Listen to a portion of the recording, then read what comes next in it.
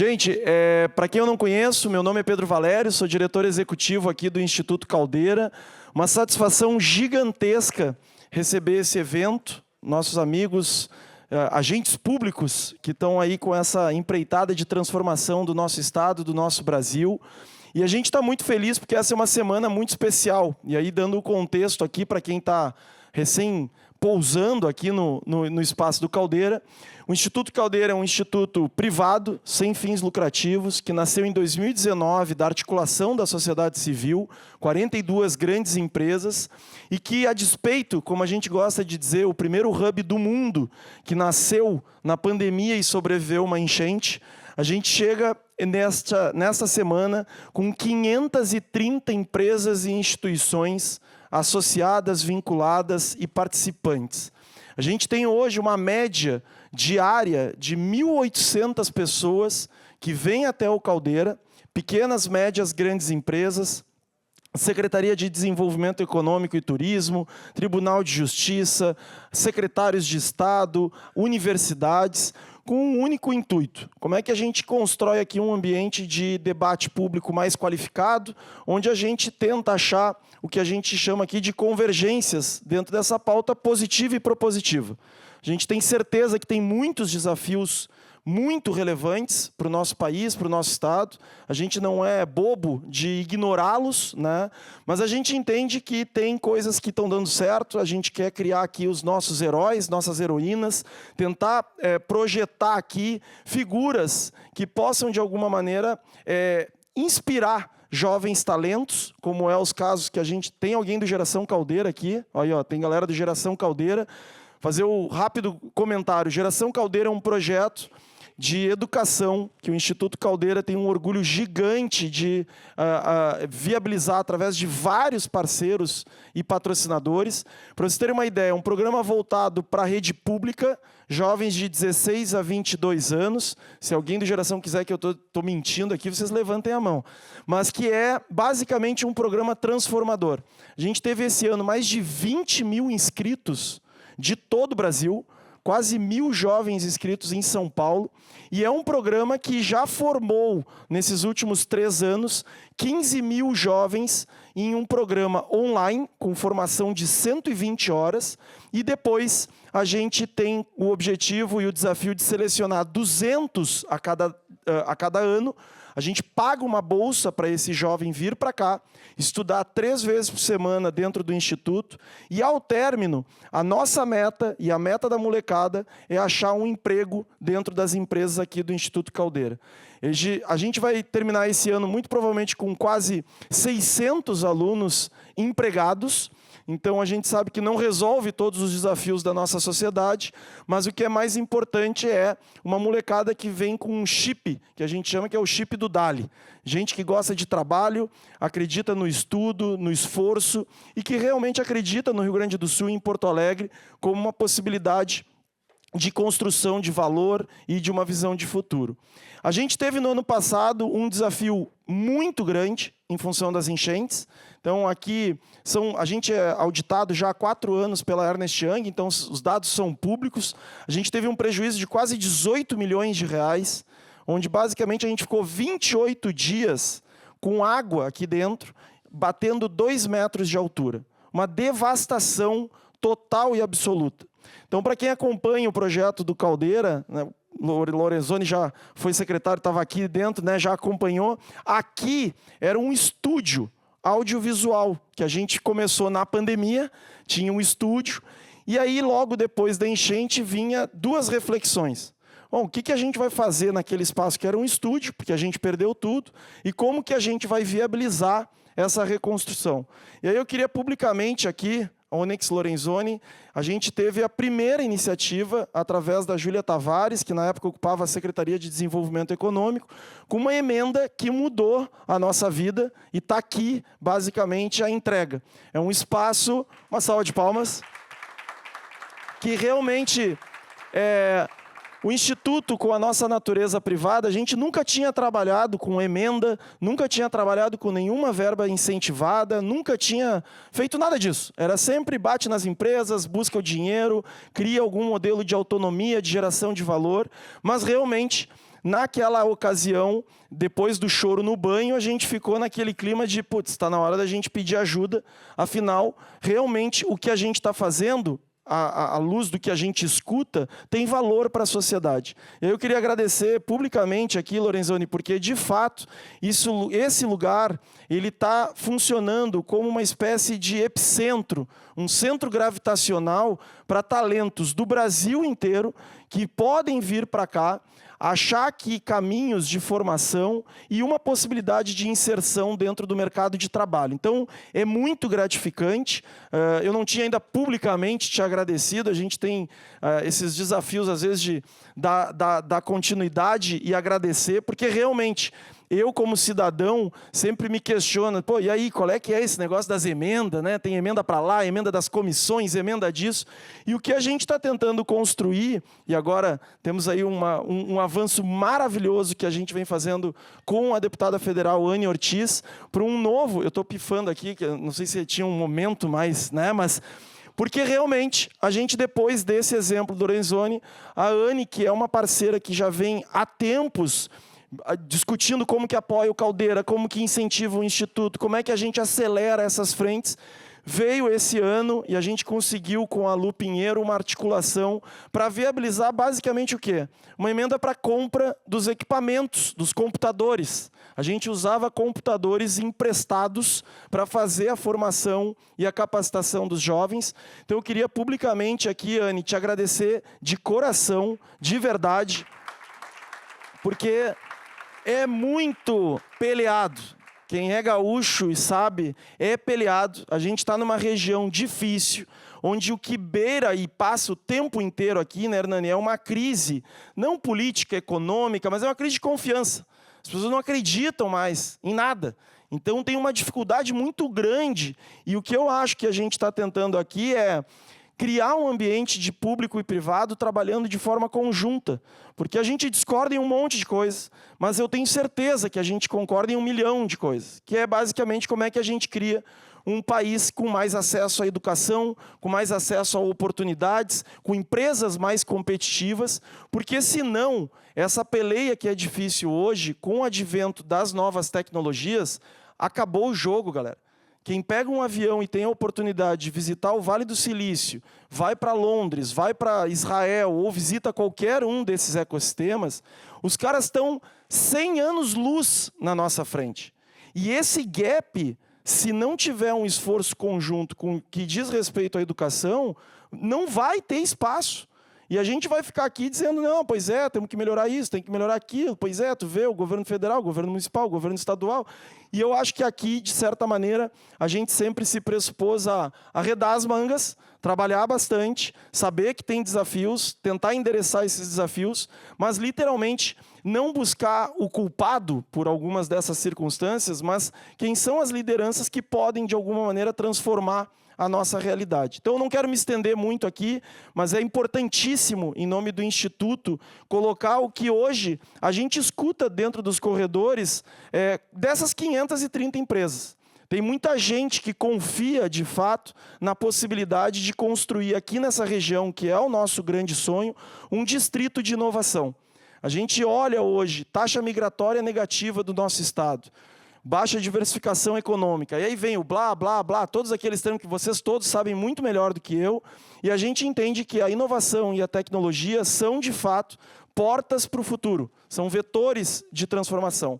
E a gente acredita, por fim, que comunidades engajadas são construídas a partir de símbolos e signos. E isso é muito relevante. O que a gente está tentando construir aqui, por isso que é tão importante as emendas e as oportunidades que estão sendo viabilizadas, e a própria presença de vocês, quando veio aqui a Secretaria de Desenvolvimento Econômico, isso foi um marco. Muitas vezes a gente ouvia do poder público dizendo, nossa, é um marco. É um marco também para o mundo das startups, das grandes empresas, a gente poder observar que tem o secretário de desenvolvimento caminhando por aqui, que tem o deputado estadual, que tem a deputada federal e assim por diante. Então, eu queria agradecer enormemente mais uma vez, desejar um excepcional evento para todos vocês. A gente adora bons happy hours, festas, então a gente tem aqui uma programação intensa, porque a gente acredita muito no poder das conexões. A gente tem um rito dentro do Instituto que é o dê oi, bom dia e fale com estranhos. E a gente influencia as pessoas que se cumprimentem, se conheçam, que não andem coladas no celular, porque muitas vezes as oportunidades de crescimento e desenvolvimento acontecem a partir de um café, né? Então, isso é muito relevante. Dito tudo isso, agradeço de coração, queria convidar algumas pessoas muito queridas para a gente aqui, e vocês sabem, eu não tenho políticos muito de estimação, mas essa turma eu realmente admiro porque eu vejo no dia a dia o esforço em criar aqui um ambiente próspero dentro dessa troca. Então, por favor, Ricardo Gomes, ex-prefeito, salva de palmas.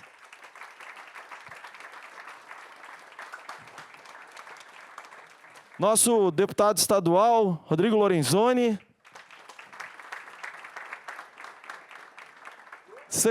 Eu errei aqui, provavelmente eu errei no protocolo aqui. Secretário de Desenvolvimento Econômico, Hernani Polo. Não era esse, era esse. E a nossa querida deputada federal, Anne Ortiz. Uma salva de palmas. E aí minha carga política acabou aqui, passo para o Ricardo. Tá bem. Tá lá. Onde quiser. Deixa eu ficar na pontinha aqui. Acomodamos-nos. Pô, já deu aula, então, o Pedro, está resolvido, já os desafios estão postos. Boa noite, boa tarde, né? Obrigado, um prazer, uma honra estar aqui.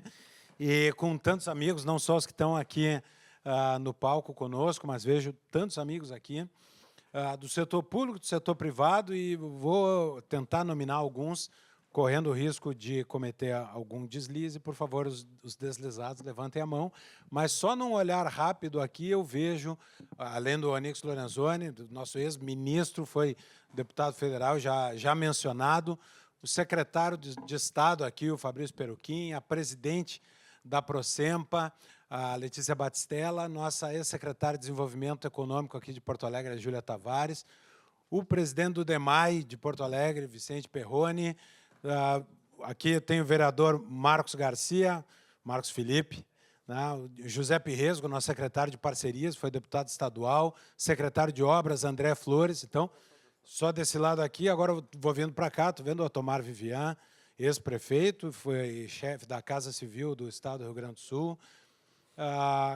Quem mais que eu vejo daqui? Aí, o Rafael do Invest, cadê o Rafael? Está aqui, Rafael Prikladnik, do Invest RS. Quem que eu não estou vendo daqui? A luz, tem uma luz.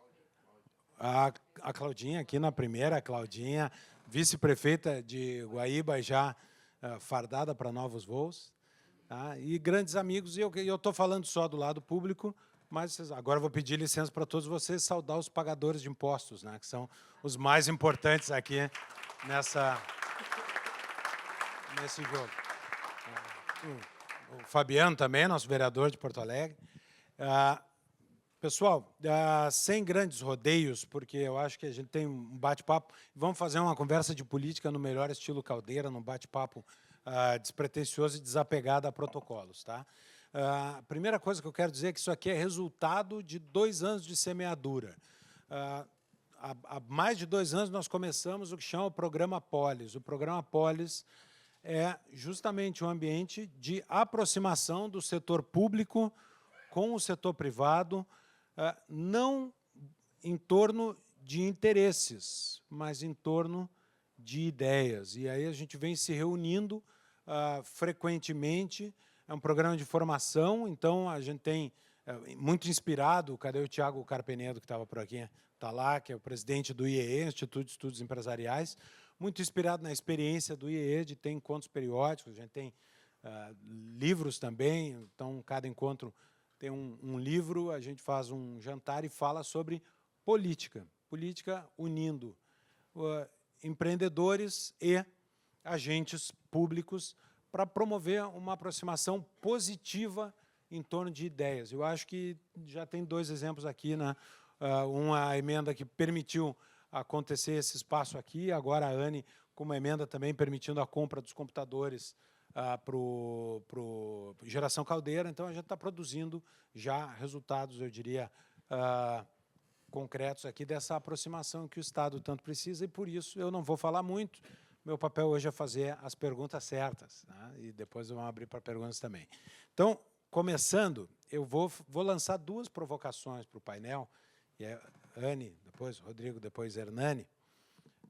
Nós temos aqui uma deputada federal, um deputado estadual e um deputado estadual que foi presidente da Assembleia Legislativa, que está numa missão no Executivo do Governo do Estado, justamente na Secretaria de Desenvolvimento Econômico. Tem muito a ver.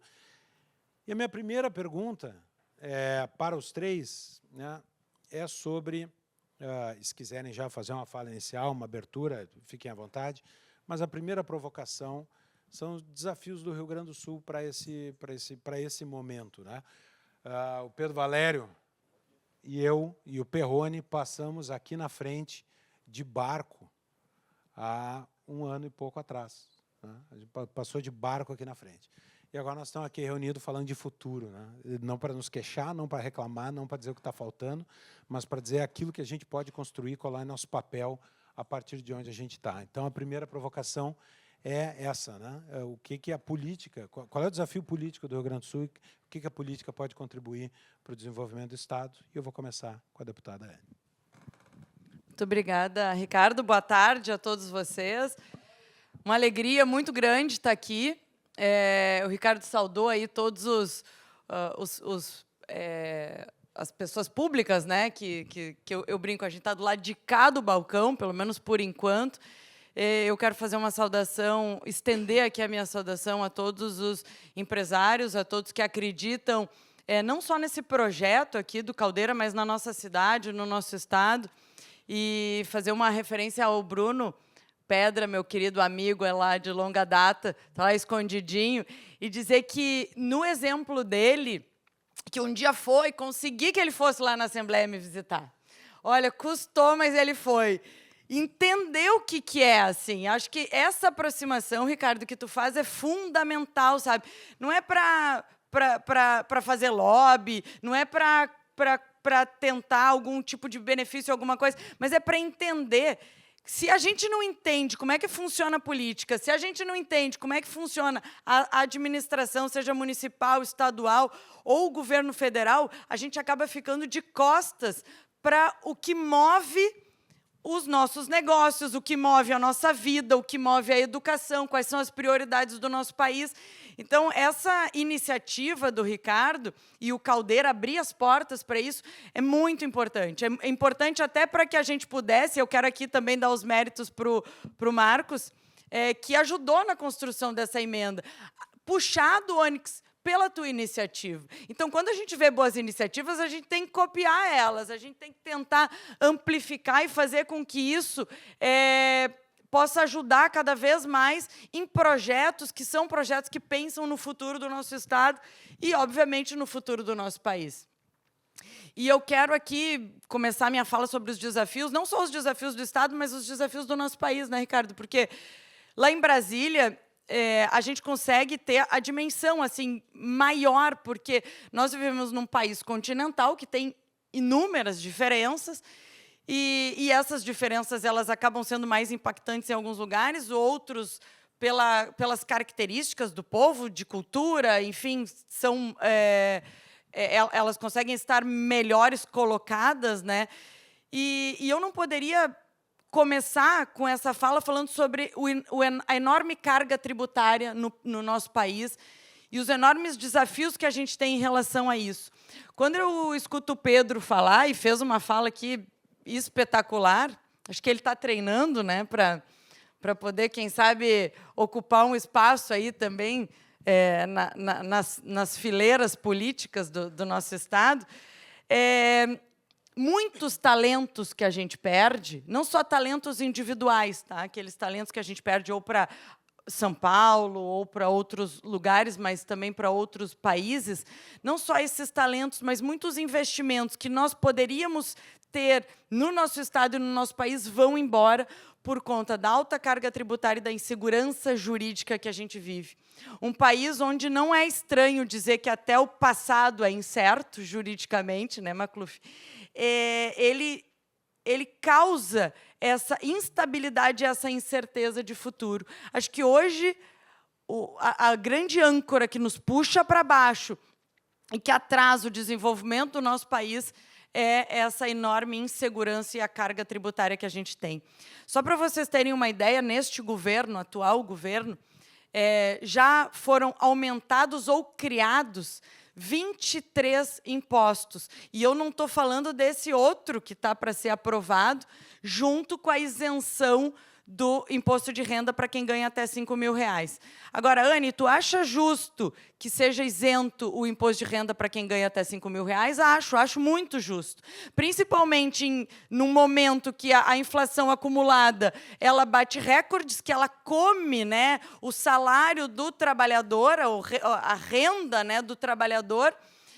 Impacta também, obviamente, em quem empreende, porque, ao mesmo tempo que a gente vê uma inflação acelerada, a gente vê, por exemplo, o teto do Simples Nacional estagnado há mais de 7 anos, e isso impacta também, influencia também quem empreende, né? Porque enquanto tu passa de um patamar para outro, e entre um patamar e outro há um abismo gigantesco que não estimula o empreendedor a crescer, não estimula o empresário a poder a ter a ideia, né, realmente de faturar mais e de poder empregar mais e de crescer, ele acaba deixando aquele empresário estagnado, que estar no tamanho que está seria a melhor solução.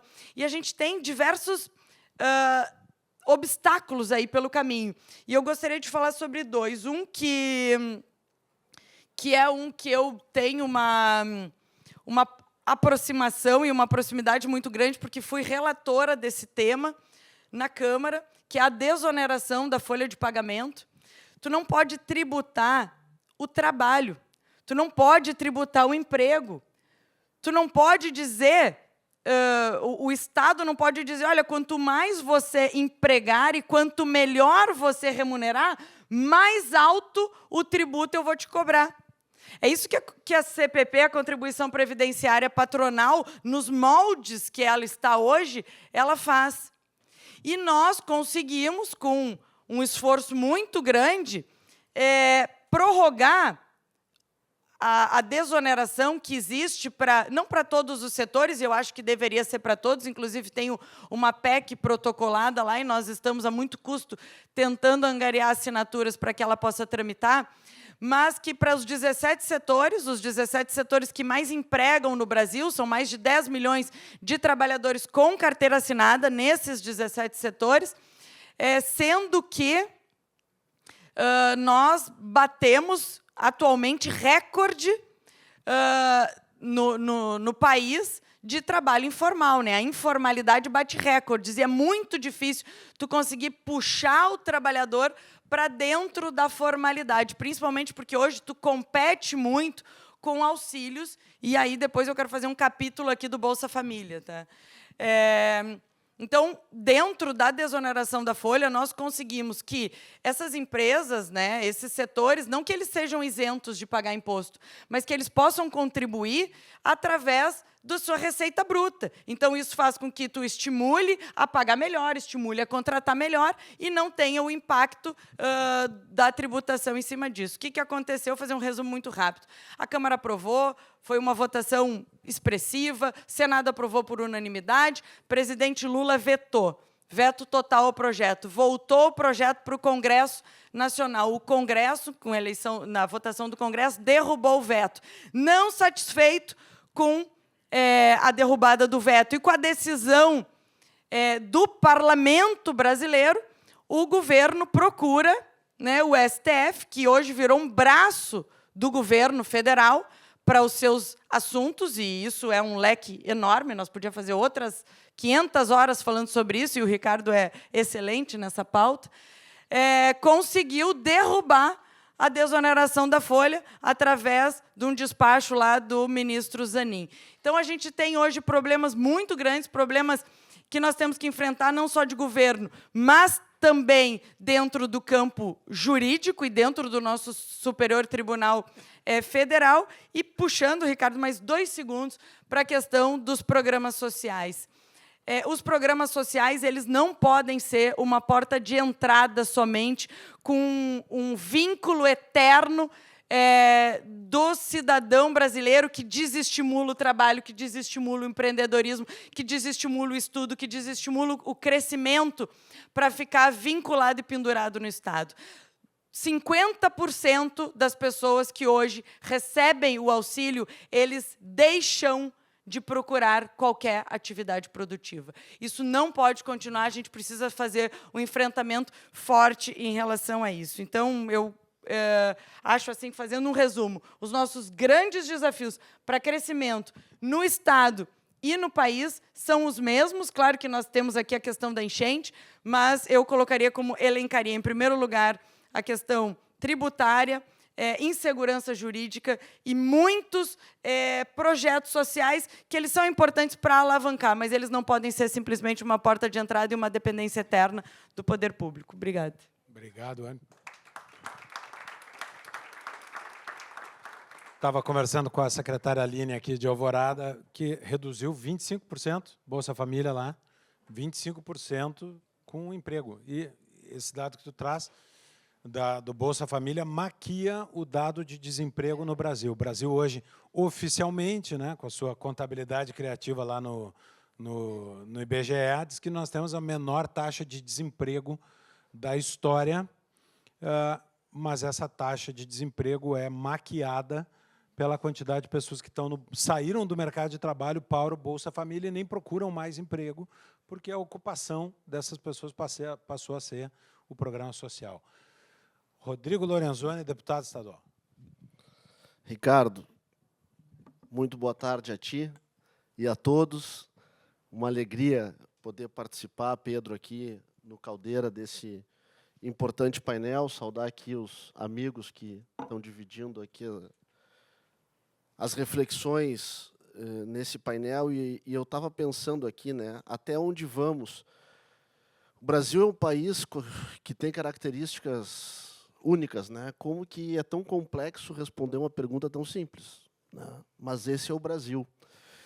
E eu não quero me atrever de falar do Rio Grande antes do Hernani, que tem sido um baita secretário do Desenvolvimento Econômico e tem o domínio, né, dos desafios do Estado.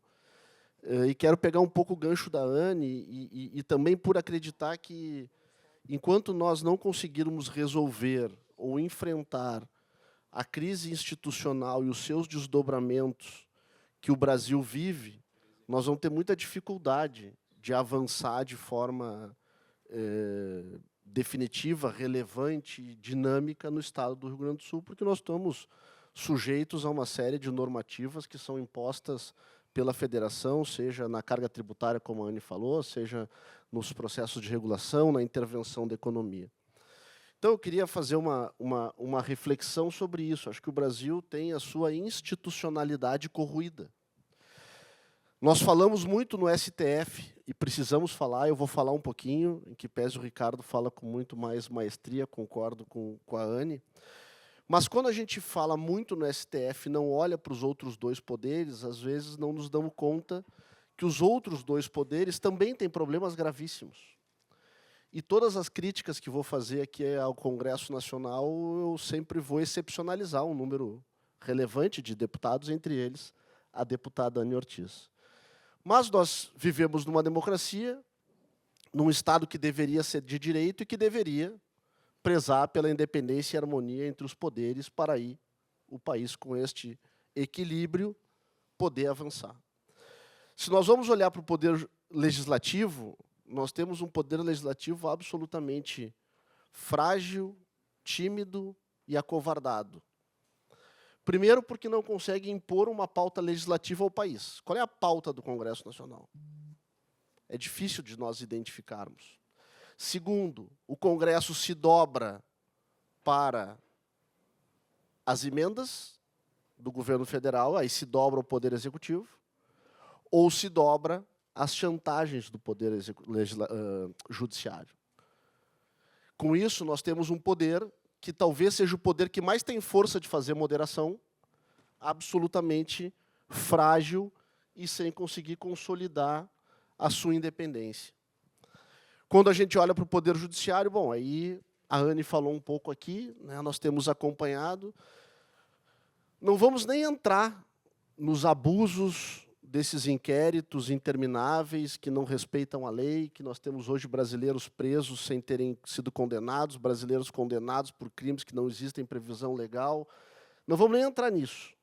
Mas nós temos uma Suprema Corte no Brasil que legisla. A revelia do Congresso Nacional, quando o Congresso Nacional legisla, e a Anne trouxe bem aqui um exemplo, o Supremo vai lá e atende um pedido de um outro poder e desfaz uma decisão legítima do Congresso. E quando o Congresso não legisla, e na democracia não legislar também é uma decisão legítima do Parlamento. Quando o Parlamento não quer enfrentar algum tema, como, por exemplo, o aborto, a descriminalização do uso de drogas, é porque essa discussão, eventualmente, não está madura na sociedade. E a decisão do Parlamento é, bom, não vamos deliberar enquanto isso não está consistente na nossa sociedade. Então, quando o Parlamento toma esta decisão, eventualmente não deliberar, o Supremo vai lá e delibera. Ou seja, nós temos uma absoluta falta de respeito, compreensão aos limites do Poder Judiciário, além de todos os outros problemas que dariam um outro seminário. E quando nós vamos para o Poder Executivo, nós temos um Poder Executivo que não tem nenhuma responsabilidade fiscal, trouxe de volta ao cenário a incapacidade de gestão, e a gente está vendo, nós estamos acompanhando as estatais voltando a dar prejuízo, a corrupção voltando, o crime organizado ganhando espaço, a interferência do Estado na economia gigantesca, uma reforma tributária que atende ao interesse de centralização do poder, ela deixa de lado os municípios, ela deixa de lado os estados e ela segue penalizando quem empreende no Brasil. Foi vendida uma falsa ilusão de que ela iria simplificar o processo. E no conceito até tem isso. Mas foram construídas tantas excepcionalizações que a sua simplificação já está comprometida. E a carga tributária vai ser a maior do mundo. Ou seja, onde que o país vai ganhar nisso? Né? Então, nós temos aí também um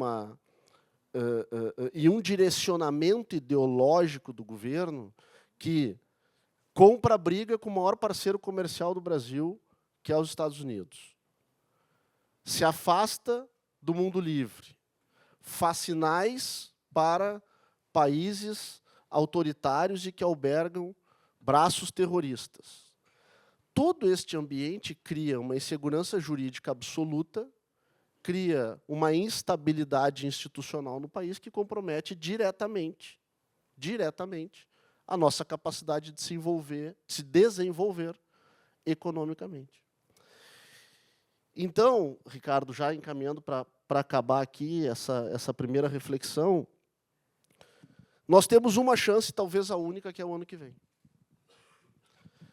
Este congresso, por mais que a Anne luta, e ela luta, e a gente acompanha, e já vi a Anne 5 da manhã no aeroporto com os 2 filhos pequenos, né, tantos outros parlamentares, o Hernani na sua função de secretário do ponto de vista das ações institucionais. Eu não tenho convicção de que este cenário vai ser capaz de promover mudanças. Esse cenário e os atores que estão hoje serão capazes de promover resistência e evitar maiores danos. A nossa única chance, ou talvez a última chance, é a eleição do ano que vem, onde nós podemos mudar o governo federal, mudar o governo estadual, ou manter o governo estadual numa linha que vem desde o governo Sartori tentando avançar em uma política de Estado com responsabilidade fiscal, com aproximação com do poder público com o privado, renovar o Senado, renovar a Câmara, renovar as Assembleias Legislativas, para que a gente possa ter força institucional para reequilibrar a institucionalidade do país. Na última eleição, a gente dizia, essa eleição é determinante, se o Bolsonaro não ganhar a eleição, e aí, segundo turno, Bolsonaro contra Lula. Não vamos nem entrar no mérito também, né? Bolsonaro contra Lula. Se o Bolsonaro não ganhar a eleição, nós vamos rumar para o caminho da Venezuela. E muitas pessoas me perguntavam, mas de onde é que tu está com isso, cara? Estou lendo muito Olavo de Carvalho, está muito louco. o Bolsonaro é um maluco, briga com todo mundo, olha o que ele falou na pandemia e tal. Mas nós ouvimos o PT dizer isso, que eles iam agudizar no esquerdismo, que eles iam fazer o que não fizeram. Bom, hoje o nosso país tem muito mais semelhança do que diferença com a Venezuela. Poderes frágeis, poder legislativo frágil, poder judiciário hipertrofiado, poder central super forte, presos políticos, censura. Se nós tivermos o dissabor de ter mais 4 anos de governo PT, eu não tenho dúvida nenhuma que será o caminho para a plena venezuelização do Brasil, a partir do fechamento desse regime. E aí vai caber a nós ou achar uma forma de sobreviver no regime, ou aqueles que conseguirem vão ter que pegar um avião e ir embora. Então, a eleição do próximo ano ela não vai definir os rumos do Brasil nos próximos 4 anos, na minha avaliação. Ela vai direcionar o país para as próximas 4 gerações. Obrigado, Ricardo. Baita. Desafio geracional aí pela frente. Hernani, e o Rio Grande do Sul não é uma ilha dentro do Brasil, mas tem as suas peculiaridades, está na pasta, talvez com maior importância para o dia a dia do empreendedor, que é do desenvolvimento econômico. Cenários aí, quais são os desafios de médio prazo? Curto prazo é amanhã, curto prazo já não dá mais. Já não dá tempo de começar um projeto agora. Cenário de médio prazo para o Rio Grande. Obrigado, Ricardo. Uma boa tarde a todos.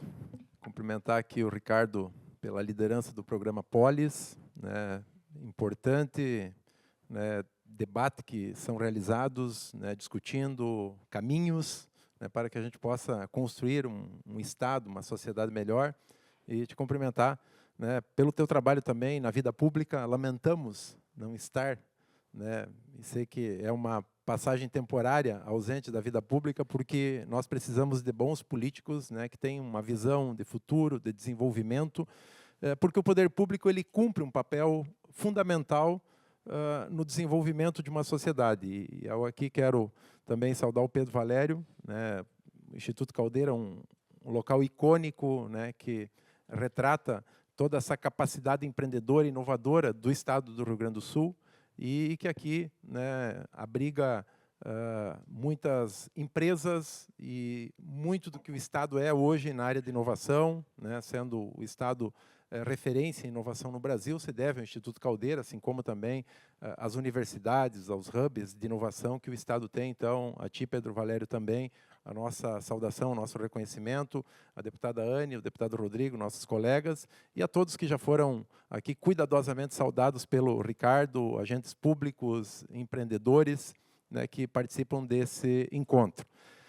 Quem gera riqueza, e aqui fala um agricultor, alguém que, né, fez a vida na agricultura, eu sou um produtor rural, que estou na política, quem gera riqueza, quem investe, quem gera emprego, são os empreendedores, é o setor privado. Mas o poder público ele tem um papel muito importante em criar as condições para que os empresários se sintam confortáveis, com segurança para fazer investimentos. A Anne falou aqui do cenário nacional, o Rodrigo da mesma forma, e eu tenho citado um exemplo com frequência nas minhas manifestações de como o poder público pode conduzir, né, e gerar prosperidade para um Estado, para um país. O Paraguai, eu me criei, né, desde criança, jovem, ouvindo falar coisas, na maioria das vezes, negativas com relação ao Paraguai. Que o Paraguai tinha, há muito tempo, e que ainda tem, uma capacidade de produção do agro, que isso já vem de muito tempo, mas, de resto, o que se falava do Paraguai? Contrabando, descaminho, falsificação. Pois lá no Paraguai, uma gestão pró-empreendedor, pró-desenvolvimento, nos últimos 15 anos, colocou o Paraguai num dos melhores países da América do Sul para se investir, talvez nos próximos anos um dos melhores do mundo. O que transformou o Paraguai? Uma gestão pró-desenvolvimento. E se fez lá sem briga, sem grito, sem alarde, focado, planejamento e fazendo aquilo que precisava ser feito. O poder público fez essa condução.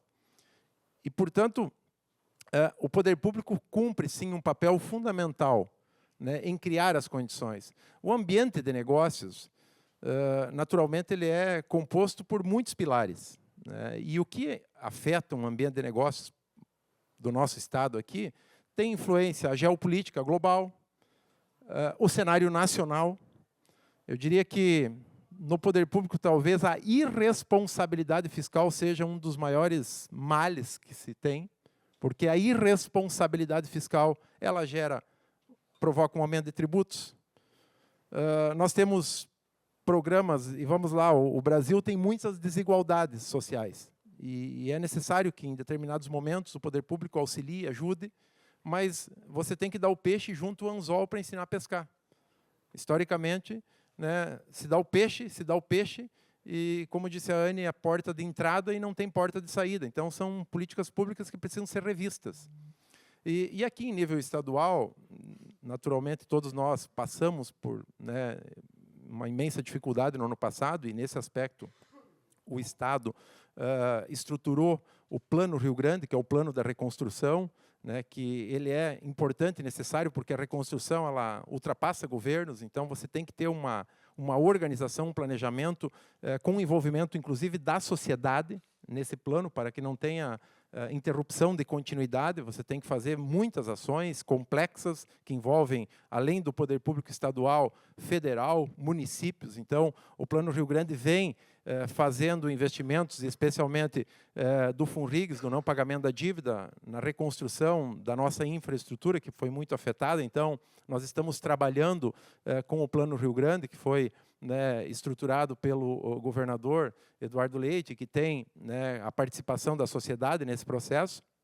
E, além disso, nós estamos trabalhando na área do desenvolvimento econômico, exatamente focado naquelas premissas de que nós precisamos criar condições melhores para dar conforto, segurança aos empreendedores, né? O Estado avançou muito nesses últimos anos. Eu tive a oportunidade de ser secretário de Agricultura lá do governo Sartori, que aqui o deputado Rodrigo fez menção. Talvez naquele período nós vivemos aqui no Rio Grande do Sul, naquela época, o período mais desafiador, difícil e complexo da história recente do Estado do Rio Grande do Sul, né? Porque também, vamos aqui, não estamos buscando culpados, mas são fatos, né? O Rio Grande do Sul, nos últimos 40 anos, de 1980 a 2020, o Estado passou com 36 anos gastando mais do que arrecadava e buscando subterfúgios como caixa único, depósitos judiciais, e não fazendo aqueles enfrentamentos das reformas que eram necessárias. Você tem que fazer reformas. Uma empresa, uma propriedade agrícola, você tem que ir adequando, se adaptando de tempos em tempos. E o Rio Grande do Sul ficou por muito tempo sem fazer as reformas, e gastando mais do que arrecadava, e buscando mecanismos, o que gerou uma dívida imensa com a União, dívida de precatórios, porque foram usados esses subterfúgios. E chegou na época do governo Sartori que o Estado estava quase em insolvência, quer dizer, atraso de pagamento de fornecedores, repasses aos hospitais, pagamento atrasado de salários, tudo isso gerava um custo adicional à máquina pública. E de lá, então, se começou algumas reformas, redução e extinção de estruturas. Até 2017, o Rio Grande do Sul tinha uma gráfica. Até 2017, o Estado do Rio Grande do Sul tinha uma companhia de silos e armazéns, totalmente desnecessária, obsoleta, zoológico, que ainda está em fase de estruturação, de concessão, né? Mas me refiro a essas estruturas, por exemplo, como a CESA, como outras estruturas na área de energia elétrica que drenavam bilhões de reais em ações trabalhistas, né? E recursos que saíam do caixa, da contribuição de impostos para pagar ações trabalhistas, por exemplo. Bilionárias, déficit previdenciário. Até 2019, o déficit previdenciário consumia 30% da receita corrente líquida do Rio Grande do Sul. Aí se fez a reforma mais profunda do Brasil, com o apoio da Assembleia Legislativa, estava lá a deputada Anne, o deputado Rodrigo. Hoje se reduziu para 16% da receita corrente líquida, de 30% para 16%, quase caiu pela metade. Mas ainda são 16% da receita corrente líquida gasta em precatórios. O Estado demorou muito tempo, décadas, para fazer privatizações e concessões. Nós brigamos aqui com a privatização e com a concessão, nós temos que brigar para fazer um contrato bem feito, que garanta remuneração, renda secretário Otomar Viveu, que foi chefe da Casa Civil, a quem opera, ao privado, porque quando o poder público não tem capacidade de fazer investimentos em infraestrutura, em saneamento, busca o privado para que o privado faça o investimento, faz um contrato que garanta a remuneração, porque é um negócio e quem vai operar esse negócio faz conta, não tem milagre, não tem... né, e que também garanta investimentos para melhorar a infraestrutura, que agora estamos avançando, né, na energia elétrica, que foi feita a concessão, no saneamento, agora em rodovias, né, enquanto outros estados, como Paraná, São Paulo, já estão encerrando o primeiro ciclo de concessões, indo para o segundo ciclo, nós ainda estamos discutindo se vamos dar o primeiro passo. E tudo isso atrasa. Então, o ambiente de negócios, ele é composto, como eu disse, por muitos pilares, né? Nós olhamos muito, acompanhamos muito, Pedro Valério, o Centro de Liderança Pública, né? O ranking de competitividade. Na última reunião com o governador Eduardo Leite, com o vice-governador Gabriel, com os secretários, nós entramos no ranking do CLP, Rafael, que é o nosso presidente da Invest, para estressar os dados, ver o que pode ser feito para a gente ir melhorando, porque, além dos indicadores, a gente precisa entrar, entender e ver aquilo que precisa ser feito para a gente melhorar. O ambiente de negócio ele é composto pela questão tributária, naturalmente, mas vai além da questão tributária, né? Uma boa segurança pública, uma boa saúde, uma boa educação, uma boa infraestrutura, tudo isso reduz custos e deixa o Estado mais competitivo. Então, nós estamos avançando, naturalmente, né, a gente poderia ficar aqui horas falando de problemas, poderia ficar muito tempo falando daquilo que foi feito, né, que está sendo feito, e também poderia ficar muito tempo falando das oportunidades, né? Acho que nós temos um Estado que tem uma capacidade empreendedora admirável, né, um poder de recuperação impressionante, né, do nosso povo, da nossa gente. Nós temos desafios, naturalmente, né, que, como eu disse, não está tudo perfeito, tem muita coisa a ser feita, como o Pedro Valério falou, Caldeira já fez muita coisa, mas sempre tem coisa nova para fazer, sempre surgem novas demandas, assim como no Estado. Nós estamos trabalhando, mas avançamos nos últimos anos. Na segurança pública, por exemplo, que é um setor, uma área que pega todos nós, seja a segurança pessoal ou a segurança patrimonial. O Estado avançou muito nesses últimos anos por investimentos do poder público, por chamar a iniciativa privada, como o Instituto Floresta, para poder também, né, a lei do PSEG, que possibilita o empresário colocar recursos, em vez de pagar o imposto, colocar em viatura, em armamento. Isso foi um avanço. Claro que o Estado deixa de receber esses recursos, mas é importante ser dito que, há menos de 10 anos atrás, o governo do Estado comprava para as forças da segurança pública do Rio Grande do Sul carros 1.0. É verdade. Corsa, Fiesta, Celta, carros 1.0. Você botasse a blindagem com mais 4 policiais dentro, dificilmente arrancaria o carro. Esse que é o fato, chega a ser cômico. Quando o Sartori começou a comprar Corolla semi-blindado, ainda saiu, né, nos jornais, na mídia, comprar. Quer dizer, se eu não der condições, até há 4 anos atrás, a polícia tinha 4, 5 tipos de armas diferentes. Estavam 4 policiais num confronto, terminava a munição de um, o outro não podia emprestar porque era uma arma diferente. Hoje se unificou todo o armamento. Coletes à prova de bala, eu cito algumas coisas porque era triste e dura a realidade do nosso Estado. Tinha cidades do interior que o colete da prova de bala, o policial que ia trocar serviço, tirava o seu e dava para o policial que ia entrar. Às vezes vencido, porque o Estado perdeu totalmente a capacidade de fazer investimentos. E isso foi degradando, né, seja a segurança, a saúde, a infraestrutura. Então, hoje o Estado começa a recuperar, só nas concessões e privatizações, são 46 bilhões que estão sendo investidos e serão nos próximos anos. Isso movimenta a economia, para a gente poder, né, recuperar nossa capacidade e construir um Estado melhor. E no ano passado, já encerro aqui, né, esses investimentos relevantes, eles dão um sinal, né, de positivo para o Estado, né, de confiança, como a CMPC, 27 bilhões. São 48 itens que a CMPC avalia para tomar a decisão de fazer um investimento do porte que ela fez. Porque não é um investimento pensando em 2, 3 anos, é em 30 anos. Né, da Scala Data Center, da Aeromote, né, o próprio Instituto de Tecnologia, aqui de Cachoeirinha, da Telescom. Né. Então, hoje o Estado ele vive um momento novo, né, com muitos desafios, naturalmente, com um plano de desenvolvimento, com a Invest RS, mostrando o Estado, apresentando, né, para o Brasil e para o mundo, para a gente ir construindo juntos e aí sim é um papel do poder público e do setor privado construindo juntos esse melhor ambiente de negócios para poder atrair mais investimentos aqui para gerar crescimento econômico. Obrigado.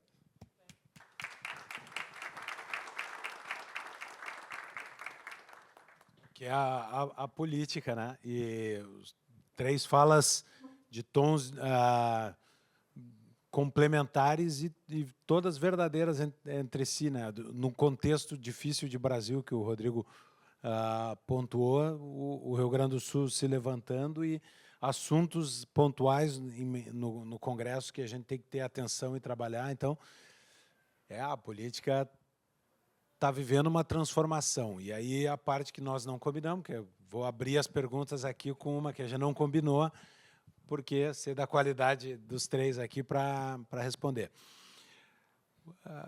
Aqui no Caldeira funcionava uma empresa. O Frederico estava aí. Funcionava uma empresa. Está lá? Funcionava uma empresa. Hoje funcionam 130. Mudou muito o jeito de fazer negócio, mudou o jeito de empreender. Está mudando também a política. Hoje, talvez o cenário partidário que nós vimos pós-Constituição de 88 esteja desfeito, né? PFL era o maior partido da direita. PFL chegou a ser o maior partido liberal do mundo, tinha 100 e não sei quantos deputados. Liberal, né? No nome ao menos. Grandes liberais, sim, mas também era o partido de ACM, né? Antônio Carlos Magalhães. Não existe mais. O PSDB foi o grande fiel da balança ali da política brasileira. Existe, mas não é sombra do que foi. O PT sem Lula, aquela categoria de base que o PT tinha, jogando gente, né, formação, a gente começa a olhar e já não é capaz. Ao mesmo tempo surgiram grandes nomes que conseguiram se apresentar pelas redes sociais, quase por fora do sistema partidário. Está mudando a política? Está mudando de verdade ou só parece estar mudando? E se ela está mudando, o que tem de bom e o que tem de ruim nessa mudança? Assim, o que não está funcionando legal e essa mudança é ruim? E o que dá esperança nessa transformação política? Isso não estava combinado, então agora é 100% improviso. Vou deixar quem quer começar.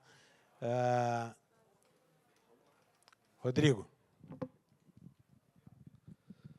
Ricardo, as suas perguntas simples e difíceis respostas, né?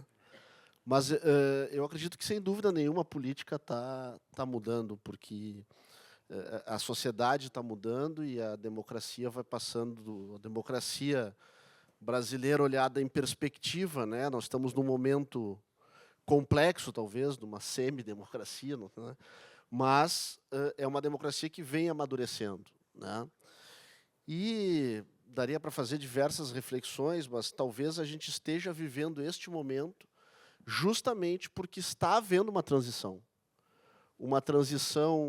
de uma conexão maior da sociedade, e as redes sociais, acho que tem um impacto importante nisso, de acompanhar a política, de levar seus representantes ou encontrar seus representantes fora da política tradicional ou da órbita partidária que estavam na internet, levar para dentro do processo político.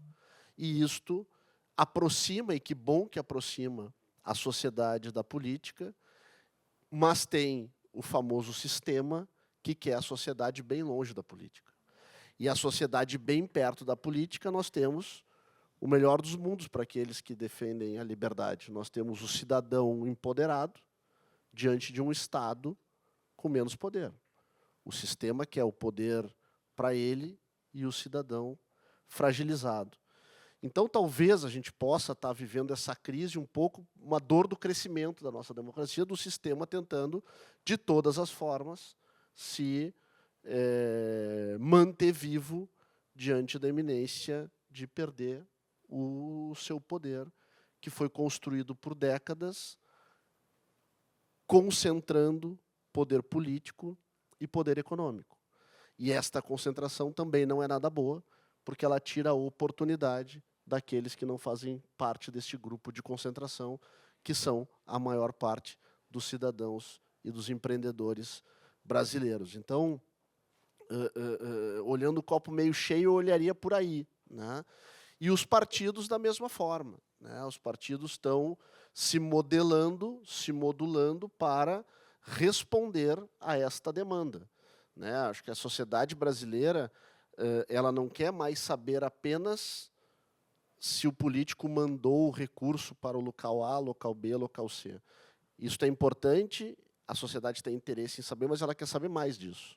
Quais são os valores que esse político defende, né? Ele está comprometido com que tipo de educação, com que tipo de política econômica, né? Então, e me parece que os partidos estão se modelando, e nós estamos num momento de muita transformação partidária, para aqueles que vivem no dia a dia da política como a gente, nós estamos vendo aí, né? Nós temos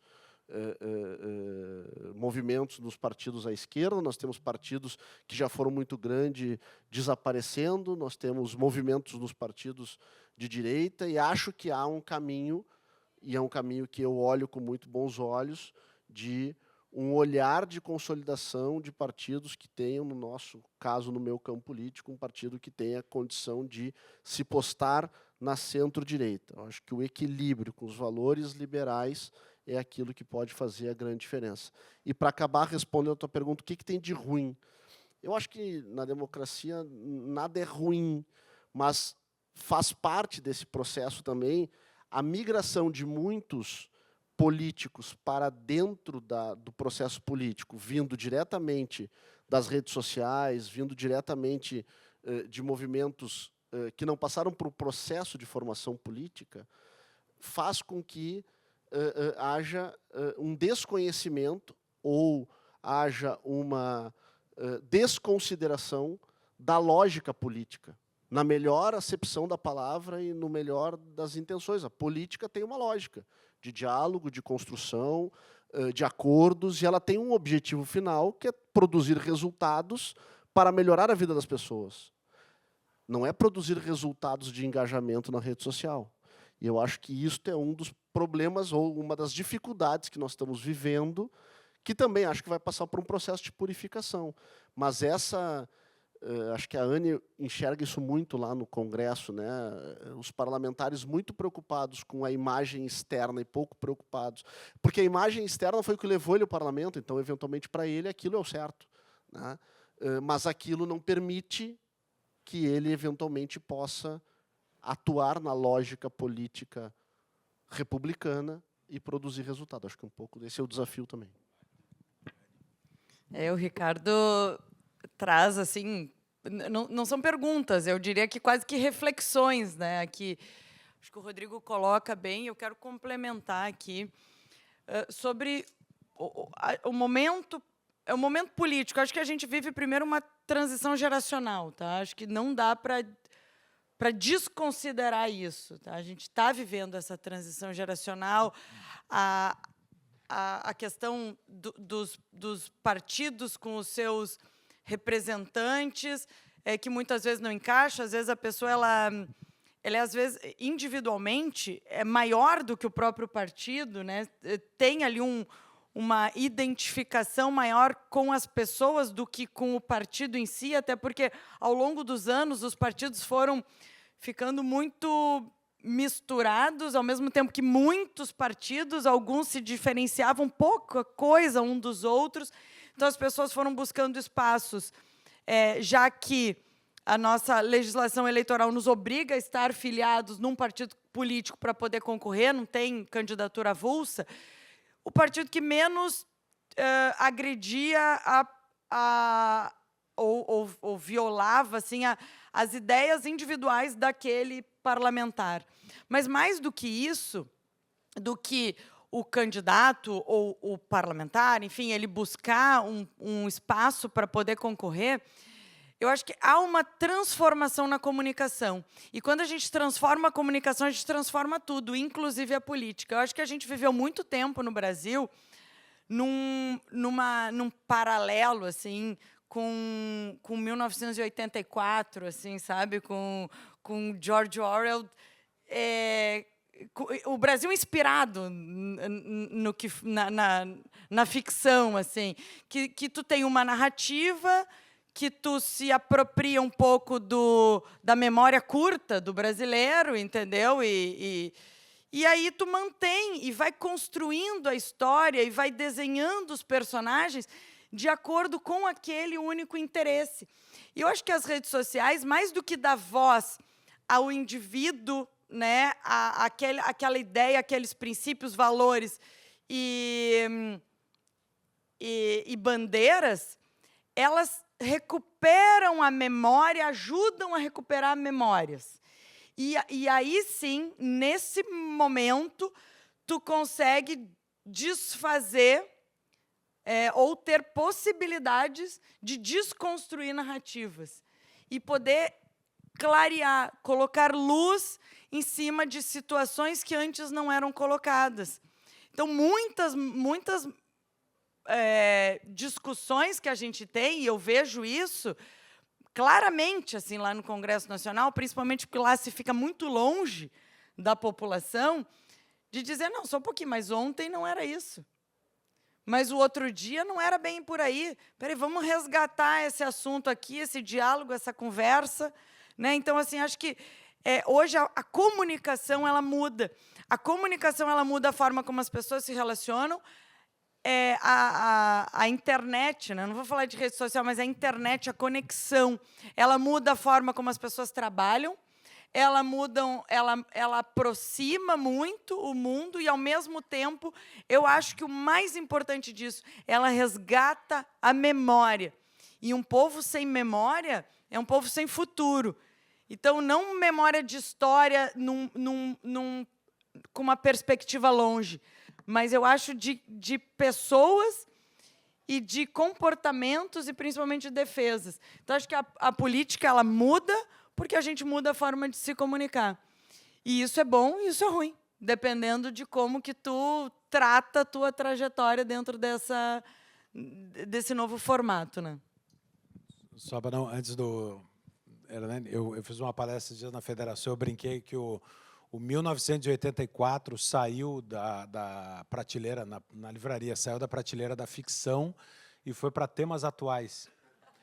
Eu perdi essa palestra e trouxe aqui sem saber que o Ricardo... E a Constituição estava em temas atuais, foi para a ficção. Inverteu. Bom, nós estamos vivendo um momento de grandes transformações, né? Uma grande revolução tecnológica no mundo, as coisas acontecendo com uma velocidade impressionante, né? Muita coisa acontecendo, e tudo isso, naturalmente, impacta também na política, no dia a dia. Né? As próprias redes sociais que hoje, né, dão oportunidade às pessoas a se manifestar, a ter conhecimento de informações que no passado não se tinha, né? Que isso é um avanço importante, né? Elas também geram, muitas vezes, uma dificuldade em você conseguir administrar situações como essas, porque as pessoas, em função, né, hoje, e o modo de viver mudou, né? A forma como nós vivemos hoje é diferente do que os nossos pais, nossos avós viveram, né? Há uma transformação, e hoje as pessoas elas estão mais superficiais. Elas, na maioria dos casos, acabam não aprofundando nos assuntos. Muitas vezes você lê a manchete, você vê aqueles 5 segundos da rede social. E isso, naturalmente, gera uma dificuldade, porque na política, e aí o que nós estamos também acompanhando, e isso é muito bom, é muito positivo, é uma participação mais efetiva da sociedade, dos empreendedores, né, que no passado não se envolviam com a política. Hoje você vê uma participação mais ativa, mais efetiva, o que é muito bom. E isso, inclusive, a gente faz isso e faz questão de ter essa proximidade com quem empreende, trazer perto, porque não é feio e não deve ser, né, pelo contrário, deve ser estimulado o público e o privado sentar na volta da mesa. Cada um com as suas responsabilidades e juntos tentar buscar encontrar caminhos. Cada um com as suas obrigações, você tentar encontrar formas de superar os problemas. Né? Muitas vezes a gente fica brigando com as pessoas, quando na verdade a gente tem que brigar com os problemas para tentar superar os problemas. Então essa mudança, gerou também, toda essa situação, um afastamento de muitas pessoas boas da política. A gente vê muitas pessoas boas se desligando da política, indo para outros caminhos, o que é ruim, porque perde a política. A política ela não é o problema política, o problema é a politicagem e as pessoas que prejudicam a imagem da política. E um outro tema importante que a gente precisa ter muito claro é, vamos lá, legislativo e executivo. Né? O Ricardo foi vereador, depois foi vice-prefeito. Eu fui vereador, deputado, mas né, estou no executivo. São situações diferentes. E isso é importante, né, se ter com clareza as funções e responsabilidades do executivo e do legislativo. É diferente, muda. Né? O executivo, o legislativo, por exemplo, tu pode, e é importante, e cumpre um papel fundamental, inclusive, né, posições mais extremadas, contundentes, que são importantes para fazer o ponto e o contraponto, e, inclusive, críticas para... Né, eu sempre digo, quando a crítica é construtiva, ela nos faz mais inteligentes, porque muitas vezes você fica fazendo o determinado trabalho achando que está tudo certo e nem sempre está tudo certo. Então, a crítica ela cumpre um papel. Agora, o executivo, ele requer uma capacidade, conhecimento, coragem e muito jeito. E quanto mais coragem quem estiver no executivo tem, mais jeito tem que ter. Porque não basta saber o que fazer, é o como fazer.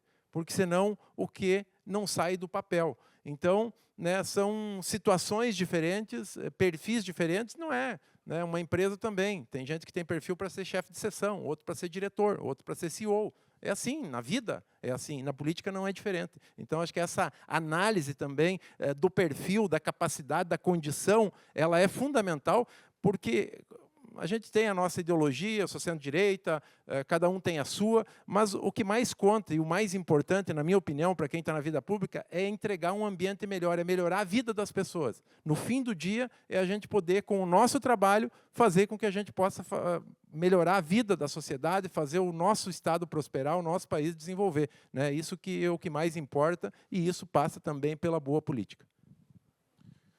Deixa eu abrir perguntas aqui. Eu tenho mais uma que eu vou fazer no final. Mas, obrigado. Então, vamos abrir perguntas aqui. Alguém tem alguma questão? Senhoras e senhores, o microfone está aberto. Tem lá primeiro, depois o Macluf aqui. Se quiser fazer para alguém específico, aponta para quem, se não os três, mas aí nós vamos fazer um pinga-fogo aqui, ligeirão. Eu até anotei a minha questão e ela, acho que principalmente é direcionada para a deputada e para o deputado estadual. Teu nome é, desculpa. Dori Amado. Meu nome é Dori Amado. E aí eu até anotei aqui. Bom, boa tarde. Durante esse debate me ocorreu uma dúvida genuína referente ao cenário político que foi narrado, que aponta uma Câmara de Deputados fragilizada e debilitada, dissociada das prioridades emergentes do país. No entanto, essa afirmação se mostra confusa quando se observa a atual composição da Câmara, que demonstra, apesar da diversidade reconhecida do Brasil, uma disposição bastante homogênea de representantes políticos, majoritariamente de direita, em sua maioria do PL. Então, eu gostaria de entender um pouco mais como se dá essas relações.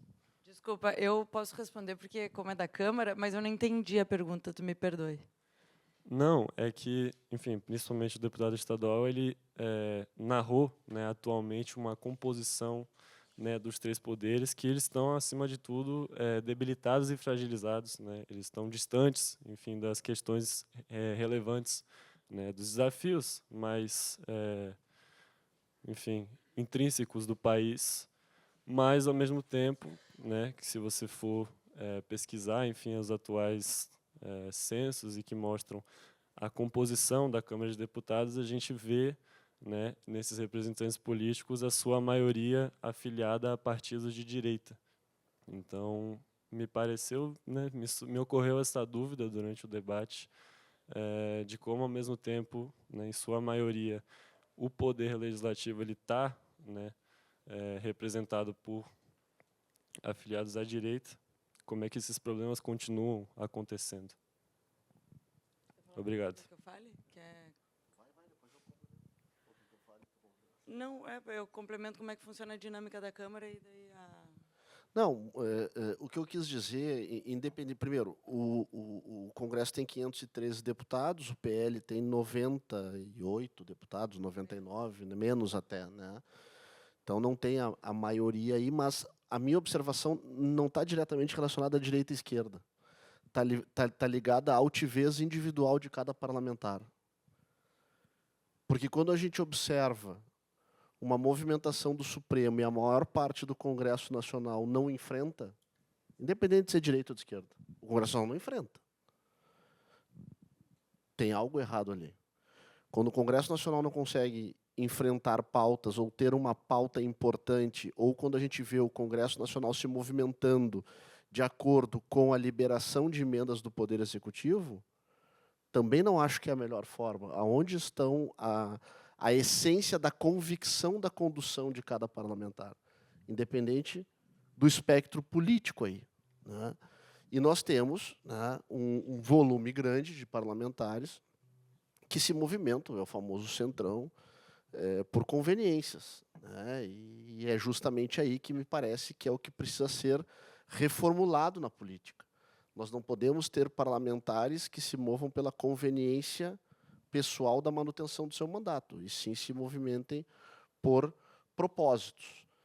Se o Congresso fosse verdadeiramente majoritário de direita, eu acho que o Alexandre de Moraes não era mais ministro e o Lula não era mais presidente. É exato, é isso que eu ia dar um exemplo, inclusive. Assim, por exemplo, o que o Rodrigo traz é a questão da interferência e do enfraquecimento dos poderes. Não adianta a gente ter uma Câmara majoritariamente de direita, apesar disso ser bem questionável, né? Porque não é porque tu está afiliado num partido de direita que tu seja de direita.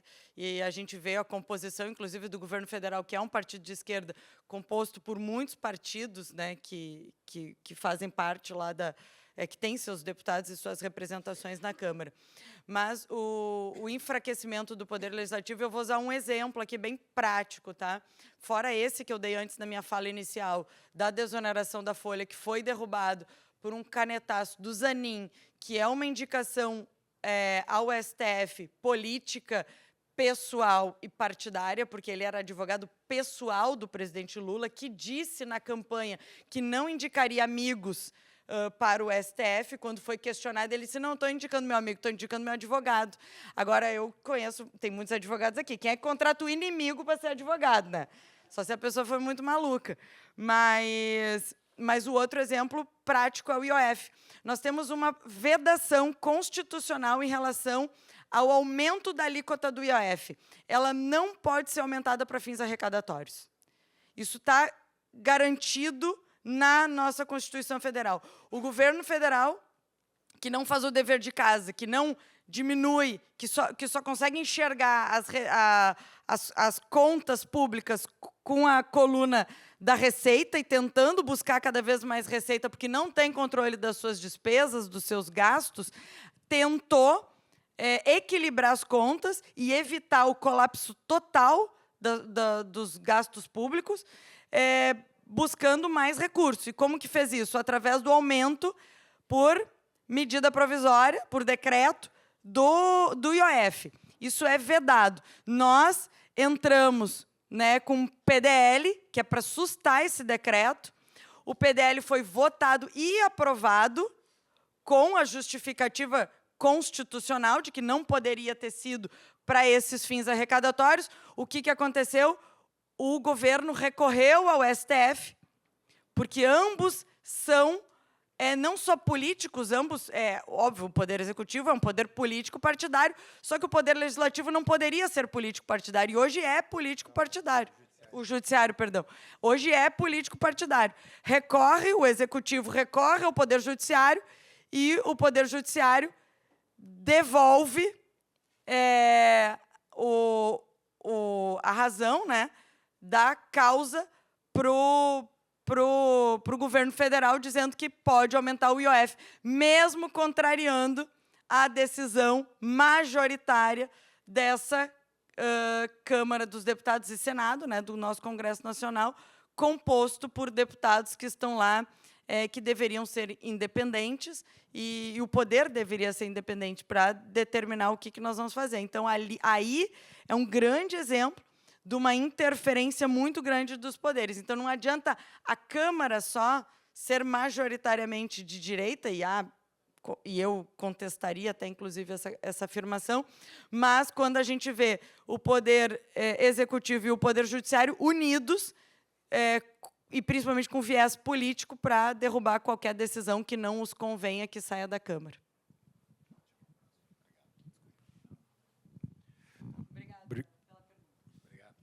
Boa noite a todos. Ricardo, mais uma vez, parabenizar aí pelo evento, enfim, né, e pelos nível dos debatedores aqui. Mas a minha pergunta é muito simples e focada para a Anne, que está lá no Congresso Nacional nos representando.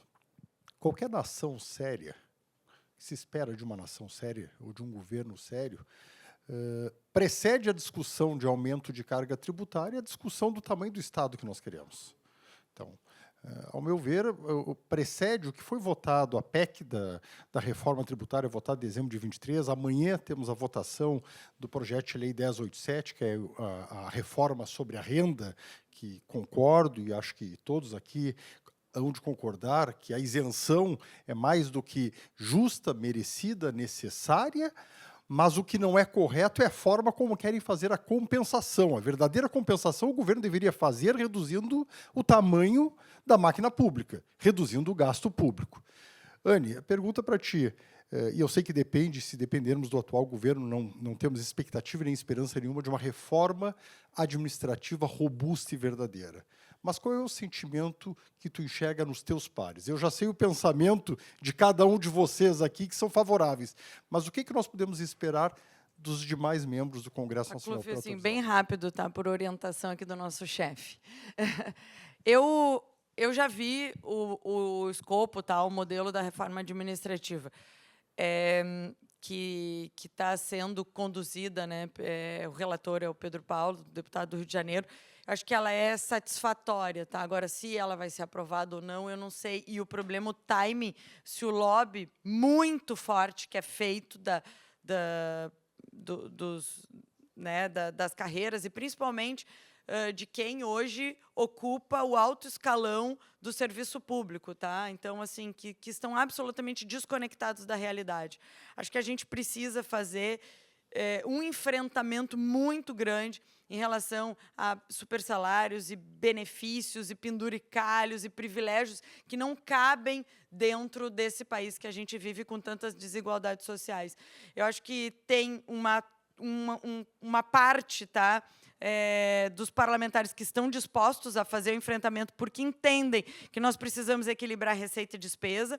Como o Hernani falou, eu era uma das deputadas que votou todas as reformas aqui quando era deputado estadual, e a gente precisa fazer isso, precisa destravar, e eu espero que aqueles que defendem, né, pelo menos nos seus discursos, que nós precisamos combater as desigualdades, conseguem também enxergar dentro desse mapa das desigualdades, não só aquele que trabalhou, que investiu, que assumiu o risco, mas que aqueles do setor público, o funcionário público, o servidor público, ele não está na carreira para ficar milionário. E ele nem deve ficar milionário. E quando vocês enxergarem um servidor público milionário ou bilionário, como nós temos ministros, inclusive, desconfie, porque não está no caminho correto. Então, acho que a gente precisa fazer esse enfrentamento e precisa olhar isso como um todo. Eu acho que a reforma que está sendo apresentada é a melhor dos mundos, que vai ser apresentada, né, pelo menos até onde eu vi, porque depois de onde eu vi tem muito lobby aí pela frente. Mas a gente precisa enfrentar. Não tem como tu querer cobrar mais imposto do advogado que trabalha dentro da iniciativa privada e para o advogado do setor público dar para ele honorário de sucumbência quando ele ganha o processo. Mas quando ele perde o processo, ele não participa do rateio do pagamento do honorário para o advogado, né, da outra parte. Então, está tudo errado, o Brasil está virado de cabeça para baixo, vamos combinar. Aquele mapa que eles fizeram para apresentar lá é o mapa original, tá? É de cabeça para baixo que a gente está. O que nós precisamos é trabalhar para virar a coisa de volta para a linha normal. Senhoras e senhores, nós temos mais 3 perguntas, mas eu já tomei o segundo amarelo, vermelho aqui, e o STF já mandou encerrar, eu vou encerrar. Mas eu quero pedir desculpa para os que ficaram inscritos, talvez agora a gente responda de pé aqui rapidinho, mas eu preciso encerrar, mas não quero fazer isso sem agradecer a todos que estiveram aqui, a vocês 3. A última pergunta, sim, pode ser 3 segundos para responder.